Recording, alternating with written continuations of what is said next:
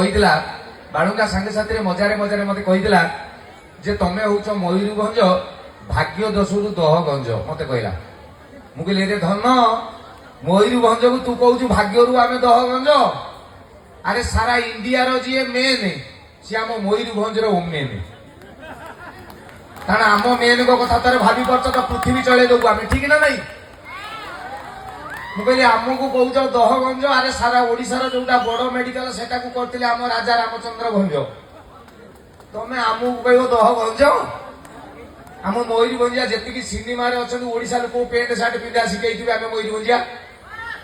ତାକୁ ତ ହିରୋ ଧୋତି ପିନ୍ଧୁଥିଲେ, ମନେ ପକାନ୍ତୁ ପୁରୁଣା ସିନେମାରେ ଓଡିଆ ହିରୋ ମାନେ ଧୋତି ପିନ୍ଧୁନଥିଲେ। ଆମ ଉତ୍ତମ ମହାନ୍ତି, ଅଜିତ ଦାସ ଏମାନେ ଗଲା ପରେ ସେମାନେ ପ୍ୟାଣ୍ଟ ପିନ୍ଧା ଶିଖିଲେ।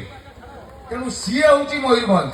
ଆଜି ସେଇ ମାଟିର ପୁଅ, ମୁଁ ସେଇ ମାଟିରେ ଠିଆ ହେଇଛି ଏବଂ ଏମିତିକା ଜାଗାରେ ଠିଆ ହେଇଛି ରାଣ ଏଠୁ ସୁନା ବାହାରିବା ସନ୍ଧାନ ମିଳିଲାଣି। ମୁଁ ଖବର ପାଉଛି ବାଦାମପାହାଡୁ ଏଠି ଲୁହା ବାହାରୁଛି ଏବଂ ପୃଥିବୀର ଇଣ୍ଟରେଷ୍ଟିଂ କଥା, ସାରା ଭାରତର ରାଷ୍ଟ୍ରପତିଙ୍କୁ ବି ଏଇ ଜାଗା ବାହାର କରିଛି। ତେଣୁ ଏ ମାଟିକି ମାନେ କହିଲି ପରା, ବିଦ୍ୟାରଣ ପ୍ରଥମେ ଆସିକି ପେଟେଇକି ପ୍ରଣାମ କରିବା କଥା।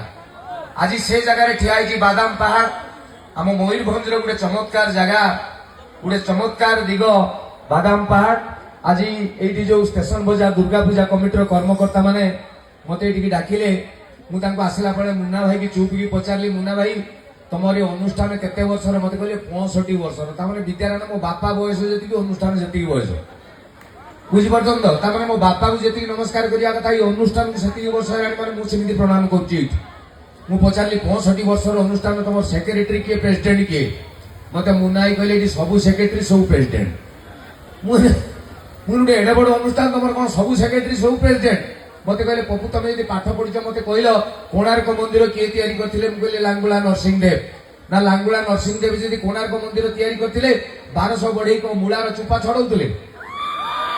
ଆରେ 1200 ବଢେଇ କରନ୍ତି ରଜାଙ୍କ ନାଁରେ ଯାଏ।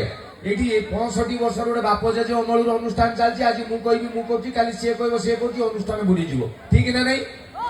ସେ ଅନୁଷ୍ଠାନ ବଞ୍ଚିକି ରହିବ 1000 ବର୍ଷ, ଯୋଉ ଅନୁଷ୍ଠାନରେ କର୍ମକର୍ତ୍ତା ମାନେ କହିବେ ମୁଁ ନୁହେଁ ଆମେ କରୁଛୁ।